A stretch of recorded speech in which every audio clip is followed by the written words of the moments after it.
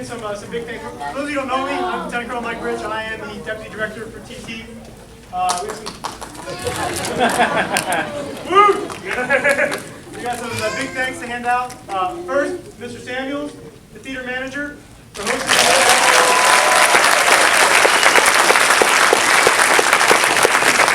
thanks for letting your team join us. I think the team directors need to stick together a little bit. So here we are doing that. Huge shout out to Senior Master Sergeant Medor. Stand up, sir. Stand up.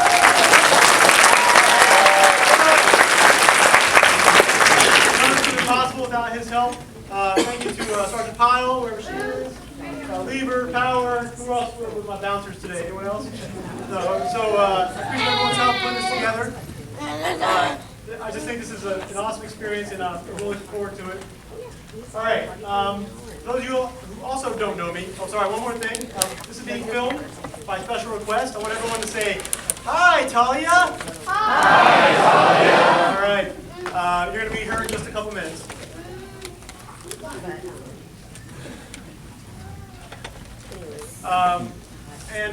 Let's see. I got to get back my train of thought. Interrupted. Be resilient.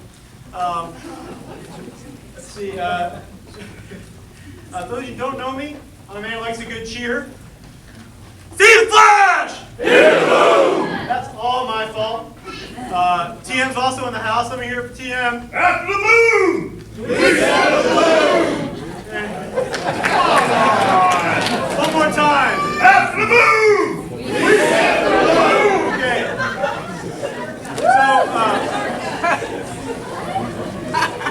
So I might need your help in my presentation today. So we're going to do that with after the boom, cheer. sniff the plume. That's what I like to do. So it's going to be a hand command cheer, because I might need to do hand commands to get you guys to cheer for me. So when I go like this, I want everyone to go flash. Ready? Flash! Flash! Pretty good. When I do this, I want everyone to go boom! Yeah, you guys know that one. Ready? Boom! Boom! When I do this, I want everyone to go sniff. Ready? Sniff! Sniff! Sniff! All right. When I do this, everyone says boom! Rainbow. Everyone wants to say rainbow. We don't measure rainbows in AFTAC. Bloom. Ready? Bloom. Bloom. All right, let's put it together. Flash. Boom. Sniff. Bloom. All right. Nice. So watch for your cues, and I might need your help. All right. So we're here on a day to watch Star Wars and a Resiliency Day. So who here thinks I'm about to brief on the resilience of Jedis? Anybody? There's a couple people. This is not the brief you're looking for. We're going to talk about this guy. This is my friend, Col Aaron Burgstein. Aaron was both the most resilient man I've ever met and the biggest Star Wars fan I've ever met. And that's why we're here today. Unfortunately, Aaron passed away this past year. Otherwise, I'll let you tell his story. I'll let him tell his story for you. But I'm going to tell it instead. So Aaron was an Apex officer. You guys have heard the term Apex Predator, top of the food chain, best there is. That was Aaron, Apex officer. He was below the zone everything, and he was on the tricky path to general. I first met Aaron at Montgomery, Alabama when I was there for Air Command and Staff College. Aaron was there for the School of Advanced Air and Space Studies. That's a school that only takes about 20 folks a year, pardon me. It takes about 20 folks a year, and it's considered for the best strategic thinkers in the Air Force. I bet it's so elite that there's probably only a handful of you in here that have ever even heard of it. Can you touch my camera?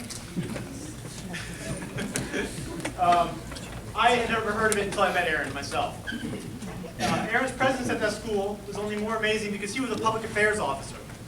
And he was with a group of some of the best airspace and cyber operators the Air Force had to offer. That's how good he was. This is his official photo from when he took command of the 1st Combat Camera Squadron in July of 2009. Now, squadron commands tend to come in tiers, and the 1st Combat Camera is perhaps the premier squadron command for a PA officer. A few months after he took command, Aaron went to the doctor and was diagnosed with brain cancer. So, here's a guy, top of his game, the best job he could hope for, and one of the top strategic thinkers in the Air Force, and he's diagnosed with brain cancer. How do you guys think Aaron responded. There's Aaron. So I know a lot of you may be thinking that this is what he looked like at the beginning of his ordeal. When he first started, when he had the most hope and the most energy, and that's where you're wrong. This is what he looked like throughout all of it. This is an iconic picture of Aaron. You just couldn't take this away from him, and no disease was going to change him. Let me tell you about his ordeal in the words of his wife. I asked her when he was first considered clear of cancer, and her answer was, I think it was around July 2010, but he was never considered clear. It was just dormant. Then he got his second diagnosis in December 2013. They saw some growth, but now we were in a military hospital, so they told us not to worry. We were really angry because we were told there was no problem. By April, they were concerned, so they scheduled a biopsy for 2 months. We were able to move it up a month, and in May they told us he would die in 15 months. A month later, they finally got us out on our emergency PCS. They sent us to Jersey, but hospitalized us in Baltimore. After a few months, they switched us to Penn and took a month to process. At that point, it was really too late for the first competent group to help him. Through all the fear, through all the anger, through all the setbacks, this is what Aaron looked like.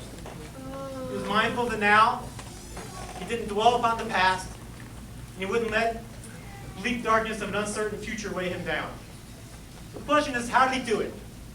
How did Aaron stay so resilient under such terrible, terrible odds? Well, it started with physical fitness. Aaron was an unstoppable runner. He ran 10 miles a day, every other day, rain or shine, day or night, good weather or bad, it did not matter. He set a goal to run the mileage of that year. So in 2013, he set his goal to run 2,013 miles. Well, there's his Garmin watch. It says 2050. Well, apparently 2,013 miles wasn't enough. He needed to do more. This picture's at the end of December on his watch when he finished 2,050 miles in 2013. I have never run that far in my entire life combined. I don't know if anyone else has either. So Aaron was dedicated to physical fitness, and that provided him physical strength needed to carry on. Aaron also had the undivided support, the unwavering support of his family and friends. That almost goes without saying with a diagnosis like cancer, right? People always rally behind you. But the point is, Aaron formed these relationships well before he was diagnosed. He was well liked and well respected. He genuinely cared about people.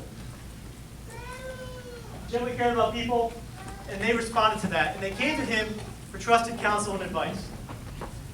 Now, when Aaron got in trouble, they flocked to his side. At his memorial service, I learned that Aaron's social safety net was strong and finely woven, and that's important because trouble comes to us all of us, and we all need help to make it through. That was Aaron's help. So it started with the core of his family. That's his wife, Cindy, that's his oldest, Naomi, and his youngest, Talia. Talia's the one who asked me to film this today. Hi, ladies. They were his core. They were there for his darkest and bleakest moments. They were there where no one else could be. They gave him the strength he needed to carry on. Now I know not everyone in this room wants to get married. And frankly, the thought of many of you with children frightens me to death. So I'm not saying that you need to follow some traditional path to having a social pillar of resiliency. But the point is you have to have that core.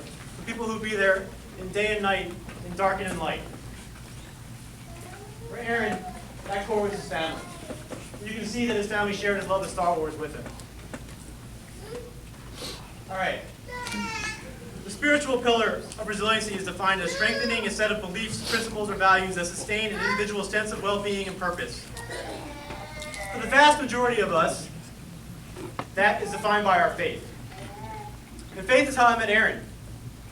Because it turns out Aaron was the other Jewish officer in the Air Force. Now, it's not 100% true. It's an exaggeration. There's more than just two of us. But it is rare. And we meet other Jewish families. It's something we celebrate. To the point when Cindy, his wife, discovered my daughter Hannah was Jewish, she turned to Naomi and said, Naomi, she's a Hanukkah too. So Aaron was Jewish. But I need you to look at these pictures. That's Aaron with a lightsaber. I don't know if you can tell on his head. That's mere days after his surgery, his brain surgery, to try and stop his cancer. There's Aaron in a Jedi robe. That picture is dated November 7th, 2014, a mere 2.5 months before he passed away. That's Aaron wearing a Chewie hat in public. On his birthdays, he celebrated with a Battle of Hoth-inspired cake. This is Aaron's 1997 limited edition Star Wars watch that I'm wearing today. And his call sign was Chewie. On his final days, the one miracle Aaron wanted to see, his Make-A-Wish, the one miracle Aaron wanted to see was a working lightsaber just once. I'm forced to conclude that Star Wars was Aaron's spiritual pillar. Star Wars gave him strength. His love of Star Wars gave him refuge. And his greatest joy was sharing his love of Star Wars. And it just goes to show it doesn't matter what your pillars look like. It doesn't matter their color, their shape, or their size. All that matters is you have something that gives you strength. For Aaron, that strength came from Star Wars. So that leaves one more pillar, mental resiliency. PMA. Positive mental attitude. Aaron made it his business to say 3 positive things every day. From 2010 to 2015, when he passed away, he did this every day. His PMA was legendary.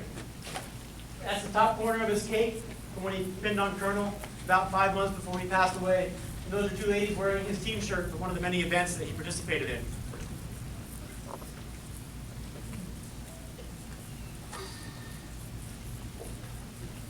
PMA. PMA was Aaron's battle cry against cancer. Cancer took his life, but it never defeated him. And when you can exhibit that kind of resilience in the worst possible odds, people will respond. July 24th is Aaron's birthday. His friends have unilaterally named that National PMA Day. This past July 24th, his Facebook page was flooded with people participating in PMA Day.